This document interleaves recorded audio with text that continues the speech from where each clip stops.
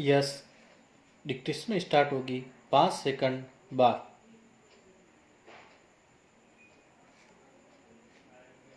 Yes, start. प्रतिभूति घोटाले पर संयुक्त संसदीय जांच समिति के प्रतिवेदन पर सरकारी कार्रवाई की रिपोर्ट को लेकर संसद के दोनों सदनों में 4 दिन तक कोई कार्रवाई न होना एक असाधारण बात तो है ही, सत्ता पक्ष और विपक्ष के बीच गंभीर टकराव को बढ़ाने वाली भी है। विपक्षी दलों ने एक स्वर से यह मांग की है कि इस कार्रवाई रिपोर्ट को सरकार वापस ले, क्योंकि इस रिपोर्ट में न केवल संयुक्त संसदीय समिति के निष्कर्षों पर लिपापोती करने का ही प्रयास किया गया, बल्कि संयुक्त संसदीय समिति पर कुछ ऐसे कटाक्ष भी किए गए जो अवांछनीय है। उनका यह भी कहना है कि समिति के कामकाज पर आपत्तिजनक टिप्पणियां संसद का अपमान है, क्योंकि संसदीय समिति ने संसद के प्रतिनिधि के रूप में ही इस बड़े वित्तीय घोटाले की जांच की थी।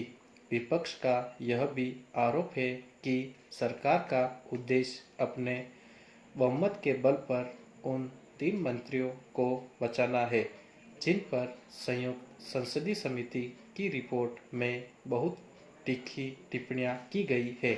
पेरा, पिछले सप्ताह पक्ष और विपक्ष के बीच सीधी वार्ताएं भी हुई है, लेकिन वे इसलिए विफल हो गई कि सरकार इस कार्रवाई को वापस लेने के लिए तैयार नहीं है और विपक्ष इससे कम किसी भी समझौते को मानने के लिए तैयार नहीं है।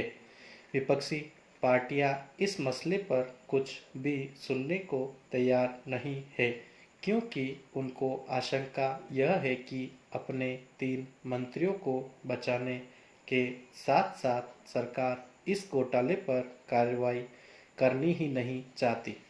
विपक्ष की यह धारणा क्यों बनी, इस प्रश्न पर सरकार को अधिक गंभीरता से विचार करना चाहिए।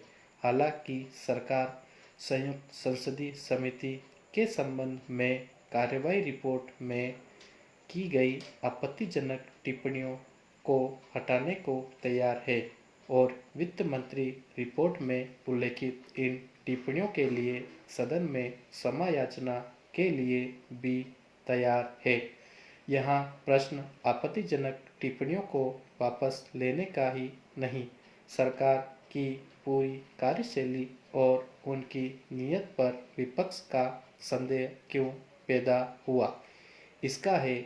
जिन मंत्रियों के खिलाफ संयुक्त संसदीय समिति के सर्वसम्मत प्रतिवेदन में टिप्पणियां की गई है, वे सरकार के लिए कितने ही महत्वपूर्ण क्यों न हो, उन्हें इतने बड़े घोटाले की जिम्मेदारी से मुक्त तो नहीं किया जा सकता। यदि विपक्ष इन 3 मंत्रियों के खिलाफ कार्रवाई की मांग करता है, तो इसे अनुचित किन आधारों पर करार दिया जा सकता है। व्यवस्थापक खामियों की आड़ में मंत्रियों को बचाना संसदीय लोकतंत्र की बुनियाद पर ही आघात करने वाला होगा। कोई भी मंत्री इतने बड़े देश में इतना अपरिहार्य नहीं हो सकता कि उसके लिए सरकारी कामकाज में आई गंभीर गड़बड़ियों को ही दरगुजर कर दिया जाए। पेरा, विपक्ष के कठोर रवैये के पीछे क्या धारणाएं काम कर रही है, उन्हें देखना किसी भी लोकतांत्रिक सरकार का पहला दायित्व होना चाहिए, खास तौर से उस सरकार का जिसका मुखिया दिन रात सर्वसम्मत आधार पर शासन संचालन की बातें करता रहे। यदि बुनियादी प्रश्नों पर नियमों की आड़ ली जाती रही तो फिर उसके परिणाम गंभीर ही निकालेंगे। विपक्ष को यह डर है और पिछले अनुभवों से यह डर सही भी लगता है कि यदि कार्यवाही रिपोर्ट पर बहस कराई गई तो सरकार बहुमत से के बूते पर उसे पारित करा लेगी और व्यवस्था में आई खामियों पर पर्दा गिर जाएगा।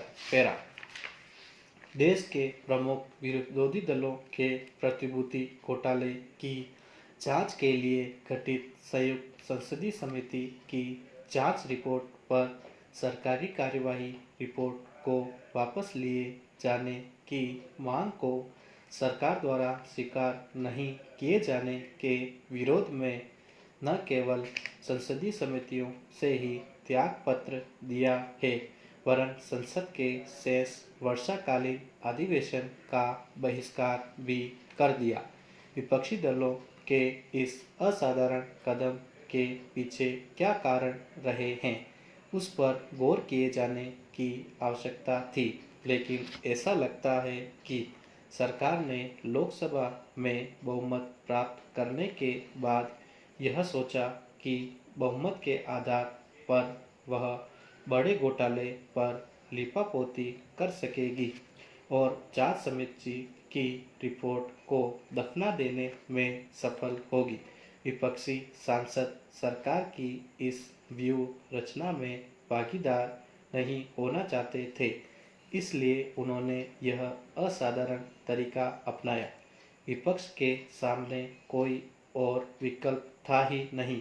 कुछ मंत्रियों को बचाने, कुछ रिश्तेदारों की कंपनियों की जालसाजियों को दरगुजर करने की नीयत से ही सरकार ने विपक्ष की इस मांग के संबंध में इतना कठोर रवैया अपनाया। सरकार यह भी भूल गई कि संयुक्त संसदीय समिति में सत्तारूढ़ पार्टी का बहुमत था। उसकी नियुक्ति संसद के सर्वसम्मत प्रस्ताव के आधार पर की गई और स्वयं प्रधानमंत्री ने एक से अधिक बार संसद को और आम जनता को यह आश्वासन दिया था कि प्रतिभूति घोटाले के लिए जिम्मेदार लोगों के खिलाफ कड़ी कार्रवाई की जाएगी, चाहे उसमें बड़े से बड़े लोग ही लिप्त क्यों न हो। ऐसी समिति की सर्वसम्मत राय को भी स्वीकार नहीं करना किसी भी लोकतांत्रिक सरकार के लिए शोभाजनक नहीं माना जा सकता। जब भ्रष्टाचार और जनता के धन के दुरुपयोग की बड़ी घटनाओं का फैसला भी बहुमत के आधार पर होने लगे तो विपक्ष के पास इस कार्यवाही से अपने आप को पृथक रखने के सिवा कोई चारा ही नहीं है। संयुक्त संसदीय समितियों में बैठने का लाभ क्या हो सकता है, यही समझकर विपक्ष ने यह असाधारण कदम उठाया है। लोकसभा और राज्यसभा में सत्तारूढ़ पार्टी का जो रवैया रहा है उससे सरकार की साख बड़ी नहीं है और संसदीय समितियों को महत्वहीन बनाया गया है।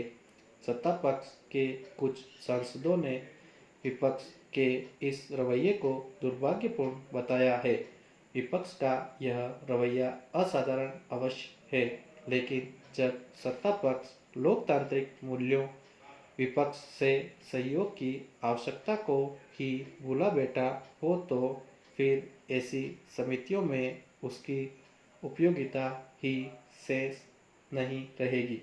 यह बात तो सत्ता पक्ष को समझना ही चाहिए। पैरा विपक्ष को इस रिपोर्ट पर बहस करने के लिए राजी करने का काम प्रधानमंत्री ने संसदीय कार्य मंत्री को सौंपा, जिनकी राजनीतिक पृष्ठभूमि कभी उज्जवल नहीं रही है।